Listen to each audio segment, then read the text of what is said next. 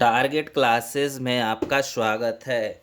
आज हम भारतीय अर्थव्यवस्था में मुद्रा एवं बैंकिंग से संबंधित अति महत्वपूर्ण बातों को जानेंगे जो परीक्षा के दृष्टि से बहुत ही महत्वपूर्ण है। आइए आगे चलते हैं।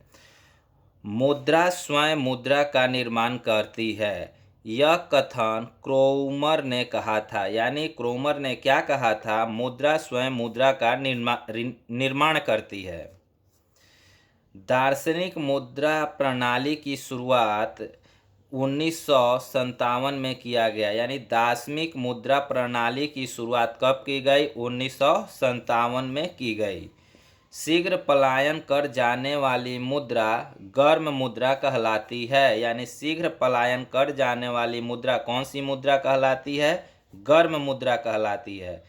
जिस मुद्रा की आपूर्ति मांग से कम हो वो हार्ड मुद्रा कहलाती है, यानी कठोर मुद्रा। यानी जिस मुद्रा की आपूर्ति मांग से भी कम हो वो हार्ड मुद्रा कहलाती है, और जिस मुद्रा की आपूर्ति मांग से अधिक हो वो सॉफ्ट मुद्रा कहलाती है। यानी जिसका मांग से अधिक हो वो सॉफ्ट मुद्रा और मांग से कम हो वो हार्ड मुद्रा कहलाती है। पुरानी मुद्रा को समाप्त कर नई मुद्रा चलाना विमुद्रीकरण का उदाहरण है। यानी पुरानी मुद्रा को समाप्त कर नई मुद्रा चलाना क्या कहलाता है?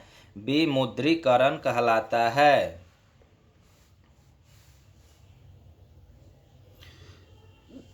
मुद्रा का मूल्य गिर जाना तथा कीमतों का बढ़ना मुद्रास्फीति से जाना जाता है। मुद्रा का मूल्य गिर जाना तथा कीमतों का बढ़ना मुद्रास्फीति कहलाता है। भारत सर्वाधिक जो मुद्रा खर्च करता वो पेट्रोलियम के आयात पर करता है। यानी जो पेट्रोलियम बाहर से जो आता है उस पर भारत जो सर्वाधिक मुद्रा खर्च करता है। अब तक भारत में रुपए का अवमूल्यन 3 बार हुआ है। भारत में अब तक रुपए का अवमूल्यन कितने बार हुआ है? 3 बार हुआ है।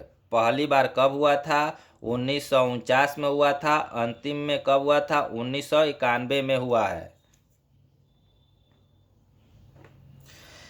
बैंकों का बैंक आरबीआई को कहते। यह एक केंद्रीय बैंक है जो बैंकों का बैंक कहा जाता है। यानी सारी बैंक इसी में समाहित है।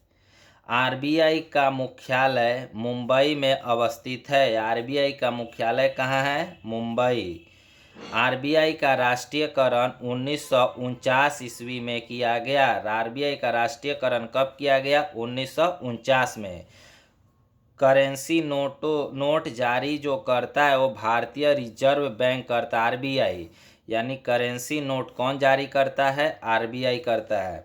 1 रुपए के नोट पर हस्ताक्षर वित्त सचिव का होता है। यानी 1 रुपए के नोट पर किसका हस्ताक्षर होता है?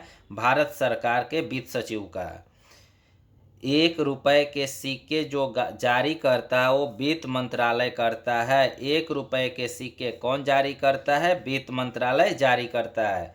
भारत का बैंक नोट प्रेस देवास में अवस्थित है।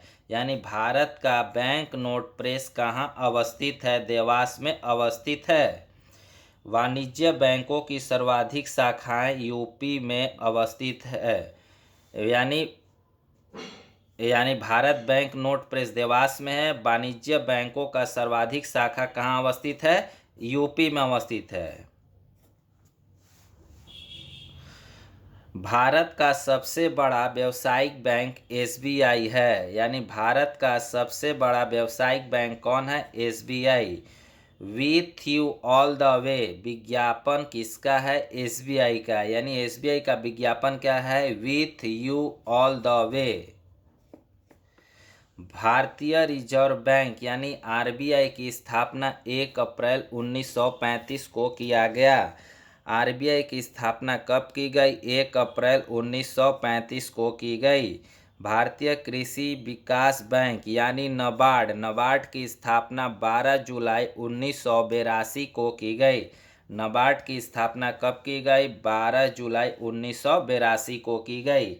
भारतीय बैंकों की सर्वाधिक शाखाएं लंदन में अवस्थित यानी यूके जो है भारतीय बैंकों की सर्वाधिक शाखाएं हैं।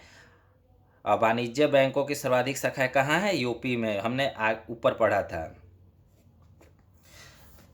पहला तैरता हुआ एटीएम की स्थापना कोच्चि में किया गया। जो एसबीआई का पहला तैरता हुआ एटीएम था, कहाँ स्थापना की गई? कोच्चि में। किसका था? एसबीआई का था।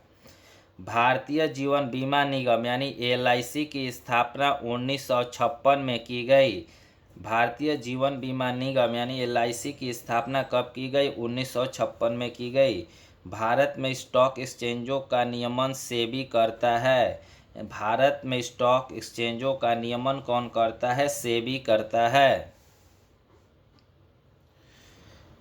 मंदाड़िया एवं तेंजाड़िया शब्दावली का संबंध शेयर मार्केट से है। मंदाड़िया एवं तेंजाड़िया शब्दावली का संबंध किससे है? शेयर मार्केट से है।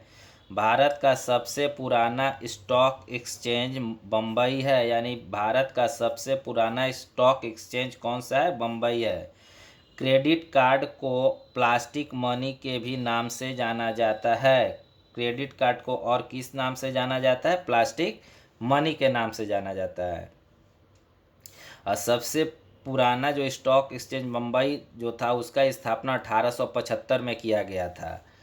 डॉ जोन्स यानी डी जोन्स स्टॉक जो एक्सचेंज है वो न्यूयॉर्क का स्टॉक एक्सचेंज है। डी जोन्स कहाँ का स्टॉक एक्सचेंज है? न्यूयॉर्क का। तो आज हमने भारतीय अर्थव्यवस्था में मुद्रा एवं बैंकिंग से संबंधित अति महत्वपूर्ण प्रश्नों को जाना। Thank you for watching. Like and subscribe.